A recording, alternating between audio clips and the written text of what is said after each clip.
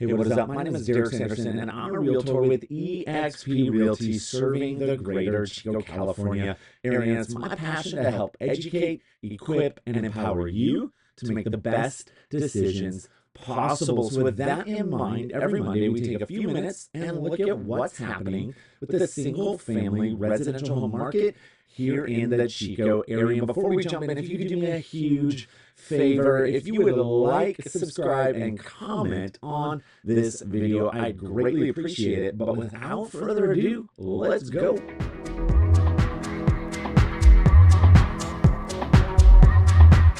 Okay, so let's jump in for today, Monday, September 30th. As of about 9 o'clock this morning, we have 125 single-family homes active on the market here in Chico, and we have 97 under contract. Now, for those 125 active listings, we actually saw a significant jump up in the median list price to $629,000. Part of that reasoning is some more affordable homes were sold and also went pending, and so they kind of fell off that bottom end. And our median, as we line everything up from the most affordable, so the least expensive, to the most expensive, and whatever's in the middle, that's your median list price. So that skewed just a little bit, and our average days on market is starting to creep back up. We are at 78 days on market.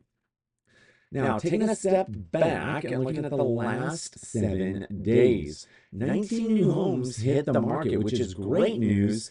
However, we had 18 go under contract. Now, price reductions, we've had 12, and homes sold 13. Okay, taking a step back and looking at the last 30 days and what's gone on. For a little more context, we had 63 homes sell in the last 30 days. That's down almost 15% year over year. Now, average days on market is up and continuing to climb. We are almost 18% higher than we were last year. 4 sold properties there at 46 days on the market, and median list price and median sales price have both jumped up yet again for the 3rd week in a row when we're looking year over year. So that median sales price coming in at over a 10% increase. That is very significant. And this is just a little picture to see what's really going on. So this is a graph showing the number of new listings come on the market here in Chico. Now, today's September 30th, so really we have until the end of the day, but we've only had 73 homes come on the market in Chico so far in September. I highly doubt we're going to see 15 more homes come on the market in a 24-hour period. So I think we're going to level out there with July and August.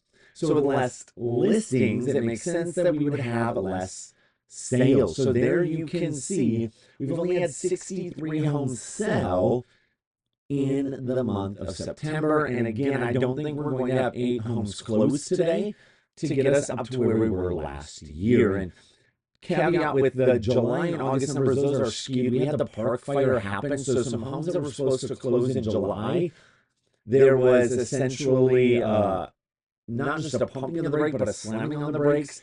And lenders and insurance companies would not allow the close of the purchase of a home while the park fire was happening. So some of those got moved from July to August. So that August and July number are skewed a little bit. And as of, well, this morning, the interest rates have not been updated yet. So this is Friday. 6.2% is the national average. Now, this is even more fascinating. We're almost 1.5% lower in mortgage interest rates than we were last year at the same time. And then here's just a graph going back to September 27th of 2020. We were at 2.99% 4 years ago. We hit our peak in October of last year. Now we're starting to come back down. However, being a full 1.5% down from last year, I wanted to show you real quick what that looks like for your purchasing power. So here you can see, if we go back to September 27th, 2020, the interest rate was 2.99. We're going to use a purchase price of $450,000, down payment of 5%, and the loan amount. Now, this number on the bottom isn't exact because it doesn't include taxes or insurance. This is just the interest and principal. So if you were going to go out and buy a home in September 4 years ago, at the end of September, you would have had a rate of 2.99 roughly. Your mortgage payment would have been $1,800 on that $450,000 home. Now, fast forward to the peak.